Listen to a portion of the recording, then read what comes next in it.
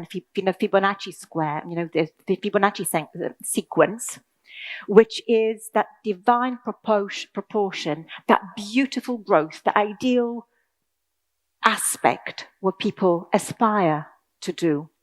And with that golden ratio, what you see is that showed a compound growth. When we talk about compound, many times we talk about credits and loans and interest rate. Actually, it also applies to us and to learning and to growth. So you see that compound growth, what it means, that you grow by little, but you take one little step, but you grow by loads.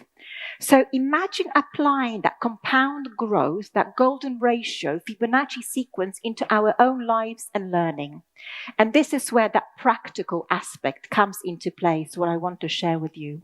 And this is that model of 0, 1, 2, 3. So with the 0, what you see, it is that self-awareness, that motivation, my aspiration. It's why is it important for me to grow? So I start with myself with a 0.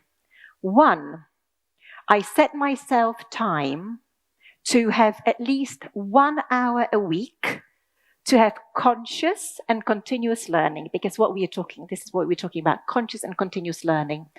And you may say 1 hour a week, it's a lot, it's nothing, very much depends. It's actually 8.5 minutes a day on average. And if you think of how much time we spend on social media on our phones, I think we can challenge ourselves to find time for learning.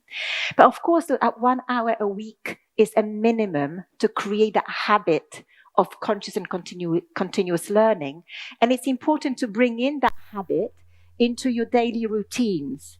So that could be, when you put yourself coffee, make yourself coffee, put it on a podcast or an audiobook, or where you go and walk your dogs. If you have dogs, then listen to an audiobook. Sometimes it could be, you might look at the self-awareness at that 0. You might think, today I have no time for proper course learning, but I have time for listening. I have time for maybe sharing, maybe something. So you find whatever is good for you at that given time. So we have that self-awareness at 0. We have that at least 1 hour a week for 1. Then we go to 2. Then we have 2 goals. Of course, in HR, we like to measure things, but of course, it's good to measure progress. It's good to have goals. And when we were doing the study, we were looking into 1 goal, which happened to be too little, for actually not enough. 5 was too many. 2 goals, it could be a small goal, personal goal, bigger, corporate goals, skills, whatever it is. It's good to have it written down and actually framed in a goal. So we have 0, 1, 2, 3. And last but not least, this is where the magic happens. It's number 3 is the sharing. And we know within HR and learning, we talk about the knowledge transfer. It's actually, we don't learn for the sake of learning. We actually learn for the sake of applying it and making things better and improving.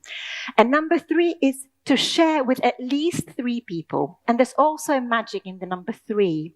3 is, first of all, it's when you share it with the first person, then you simplify what you've learned. It's sort of you download it, you digest it, and you learn better. Because, when you learn something, then when you repeat it, you always simplify it a little bit. So first, it's for you. Second time, when you share it with someone, you share it to inspire someone to do. You're excited. You've tried new things. You went. You've learned a new diet. You want to share it with them. So you want to inspire them. And 3, it's to give back. It is to create that learning sustainability, that continuation.